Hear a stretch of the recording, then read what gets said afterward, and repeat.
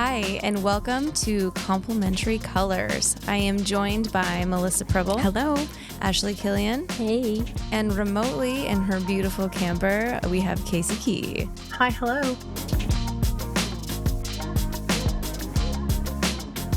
I want to talk about advocating for yourself today. And it's interesting because I don't know what we're going to title this podcast, but it could take a few different directions. That's a good point. I'd like us to take a very deep personal look at advocating for yourself in today's topic. But I think that we should first address maybe the obvious in the room, working professional women. So they're right Snaps. in lines. Like we have a few things to maybe just set the stage. And first of all, I want to say that there has been leaps and bounds made for women in CEO roles and in leadership roles across the globe, really, not just the nation. So just to start us off, talking about advocating for ourselves with our commonality, which is females in the workplace. Women CEOs run 10.4% of Fortune 500 companies. And a quarter of those 52 leaders became CEOs in the last year. Wow. So every piece of research. 2023. I know every piece of, or 24. And just to be honest, like I saw numbers where there was like 11% of female-owned companies in the U.S. before 2020. It's a crazy stat. And I feel like diversity, inclusion, just, some broader topics that our nation as a whole and really our global economy has seen, we're changing rapidly. We are. So the fact that we are an all-female podcast right now, I mean, there's more snaps. There's some cool things, right?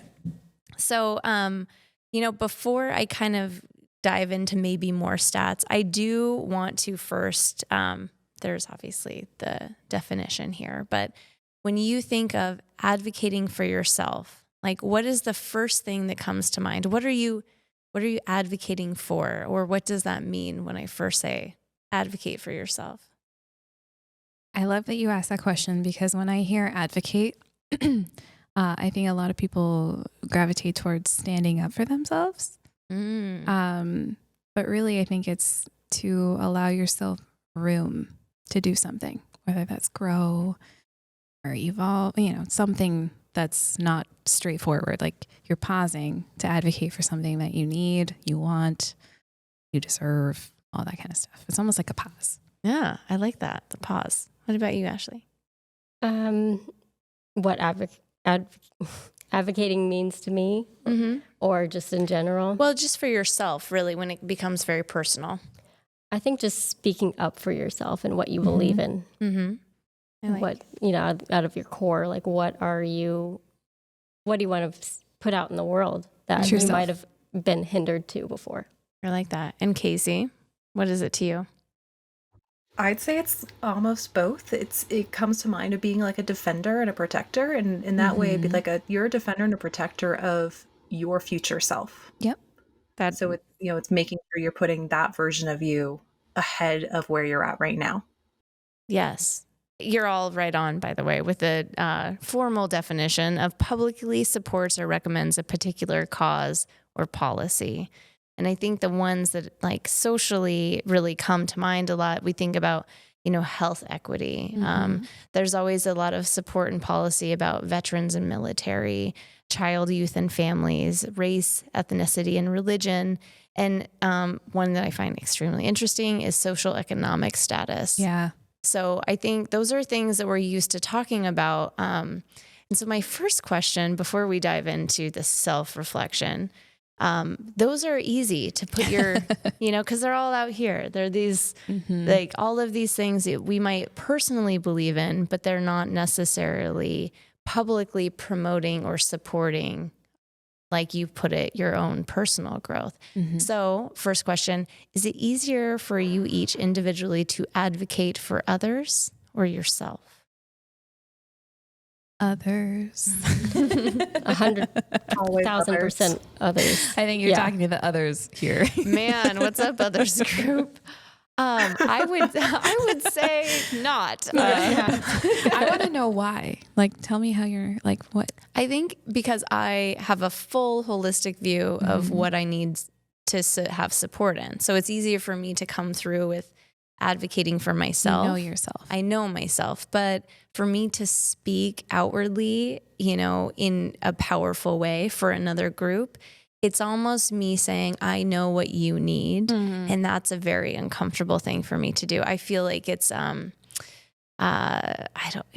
unauthentic, it's almost like me telling someone I know what's best for them and, or putting myself in their shoes. Or your wants and desires for somebody else that you may or may not know. Right. When maybe our definitions of the goals or success metrics aren't the same.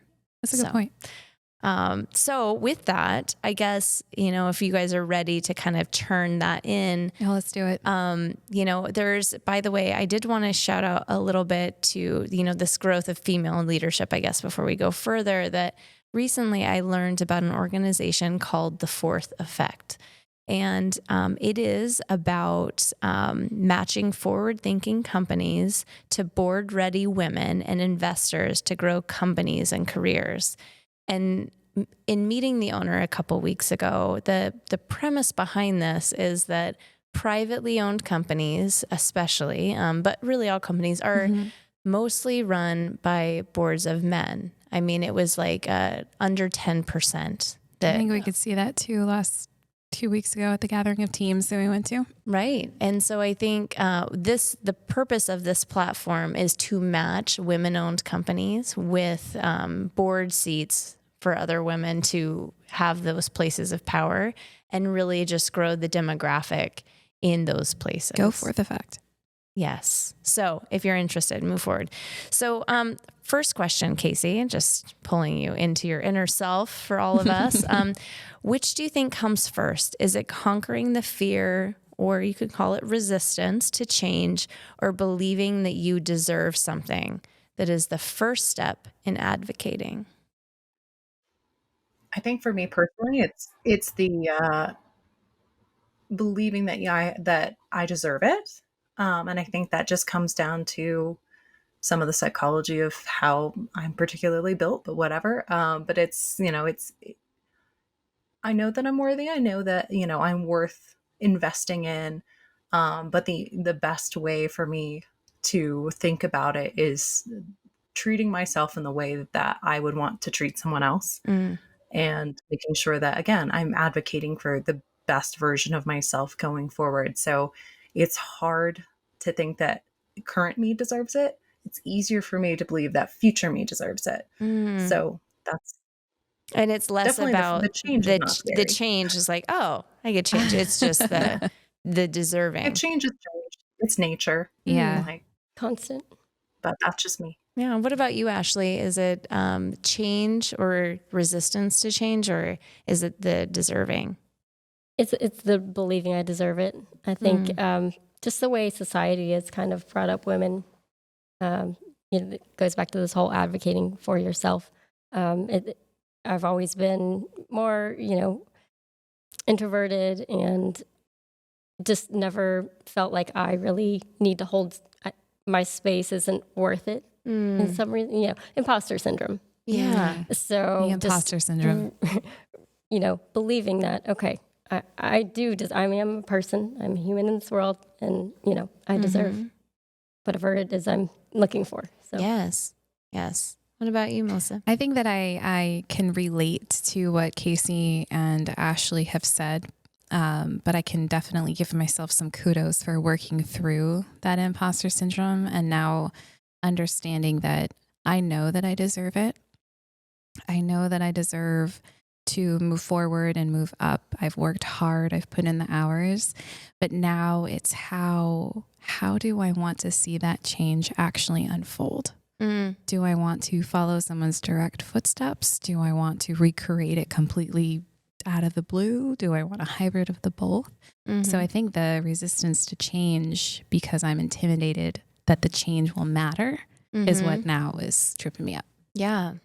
I feel like kind of withheld and I shouldn't have, but there might be even a third category. Cause I was thinking, you know, in order to advocate for yourself, you kind of have to be honest about what you need or want.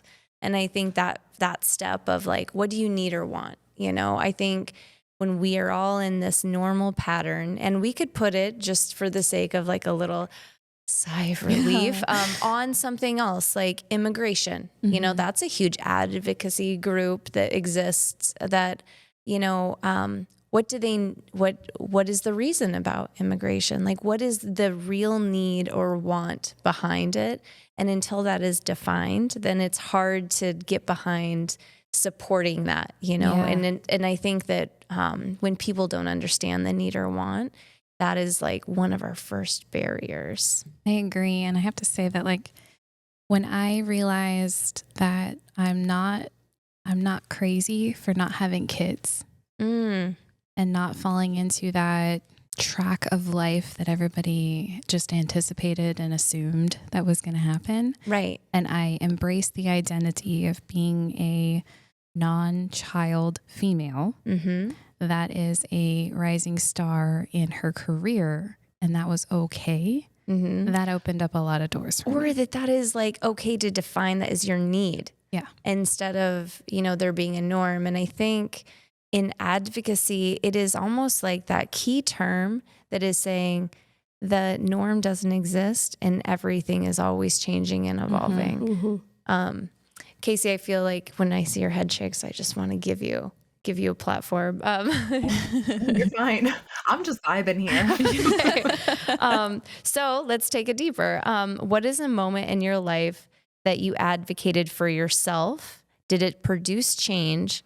And are you willing to share it with us? Because you can say, this was the moment and it did or didn't produce change. And no, I'm not sharing any details, but no pressure. Yeah. So Ashley, what about you?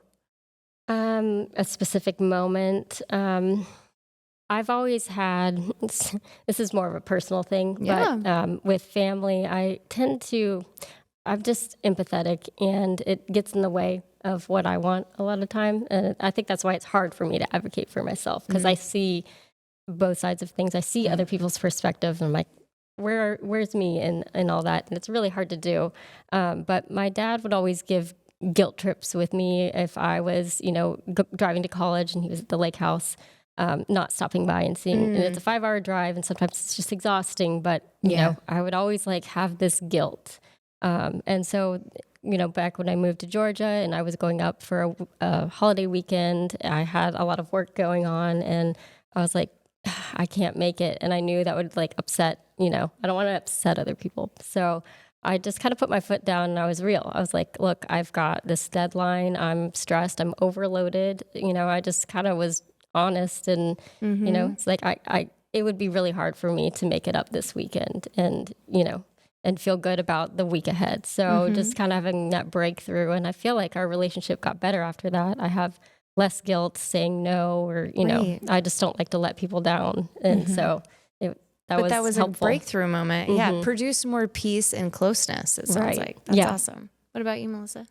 I have to say it would be when I was sitting on my sofa and I had a offer from MCG Explore Design. Tell me more.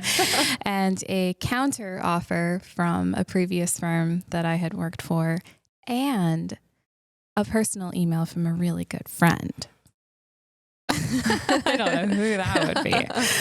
I definitely, that was when I like a moment in time where I reflected seriously about, you know, kind of what you were saying. Like, I don't want to disappoint anybody. And no matter what I do in this moment, I'm going to disappoint somebody. Right.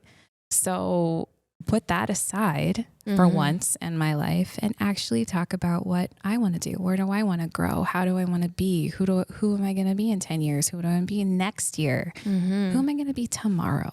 Like, honestly, who am I? Like, it was one of those, like, I don't know who I am or where I want to go or what I want to do. And then I had to stop myself and be like, stop it. you know what you want to do, and your friend definitely knows what you want to do. So it was a good moment of being able to have confidence and being able to grow with myself and advocate for myself. That's in great. my own mind. Right. That's not even with people That's like your own around battle. me. That was Yeah. my own battle. So that one definitely sticks out because the result was clearly the best choice I think so. I mean, we think so. I should say that. I should say we think so. What about you, Casey?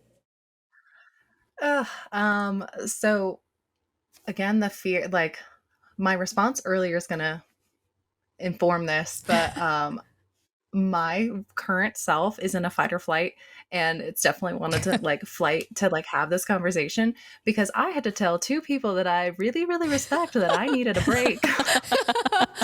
And that killed me. And to this day, it's something that I'm like terrified to like talk about because it's like I still haven't believed that that was something that I quote unquote deserved as I'm sitting in a camper in Arizona. And that's definitely to this day a big like fear of, I let people down. And especially when it's two people that I really, really, really, really respect and I count as friends. And then it's like, how do I do this? So that I'm talking about Melissa and Cara for those listening. They let me go on this really great trip, which was basically I had my, my breaking point of, life just being a little too much and knowing that I wasn't going to set aside time to advocate for myself or get the credentials that I want to get and like to prove myself as a professional and set aside that time. It just wasn't going to be realistic in a normal life setting. So I made a really, really scary call of asking permission to have room to grow. And it's still scary in the middle of it. It's still very scary. So it doesn't get better after the question is asked.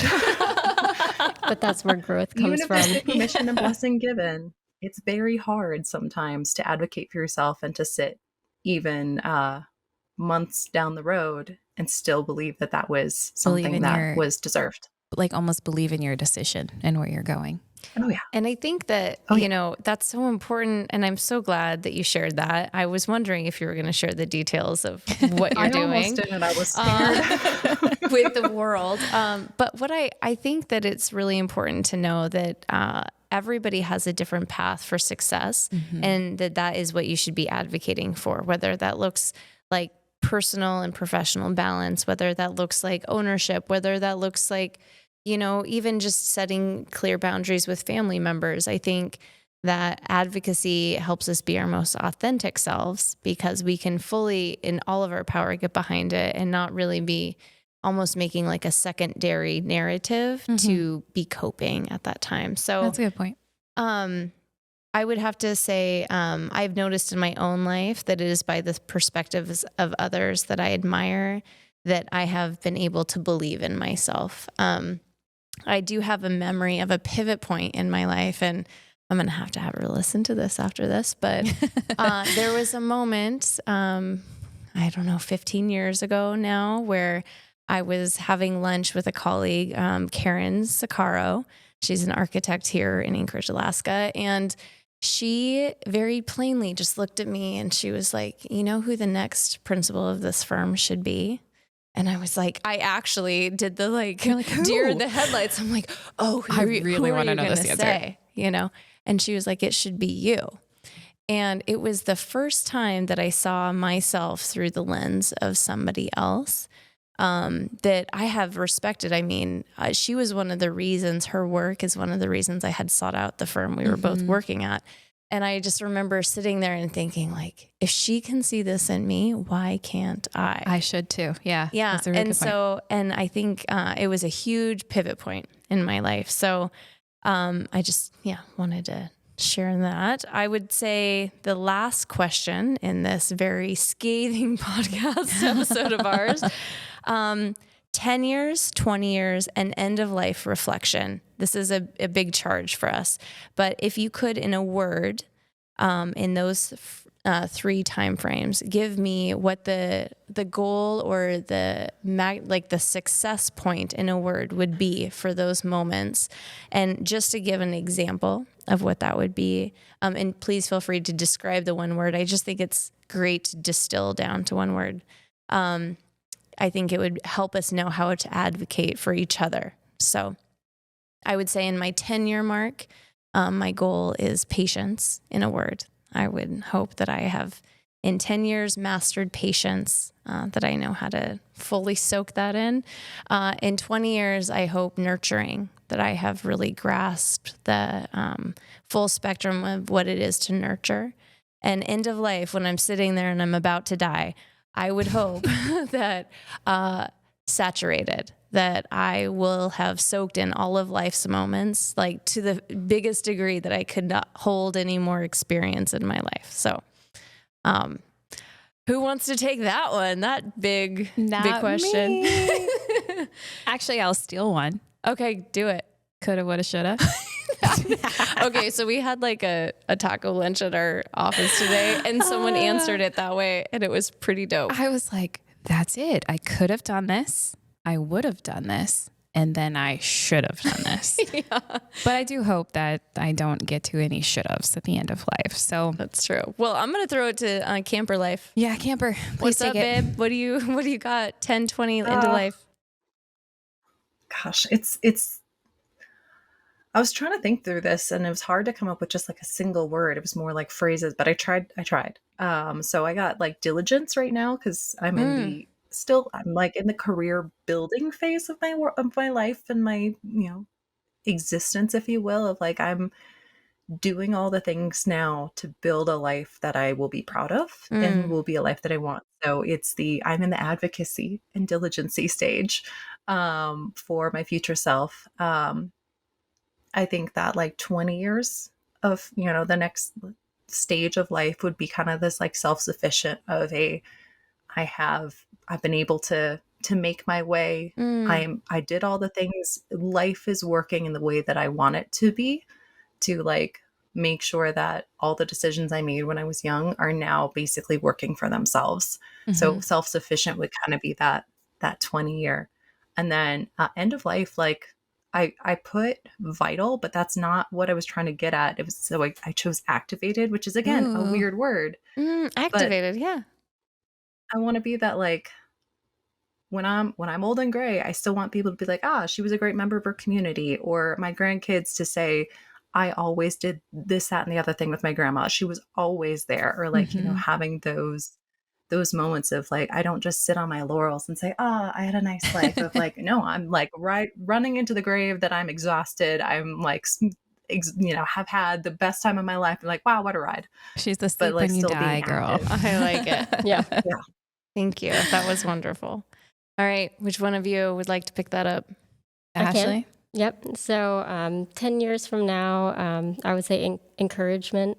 So to keep on going, keep on growing and believing in myself, getting over that imposter syndrome and doing the work and the growth. So just keep encouraging, growth.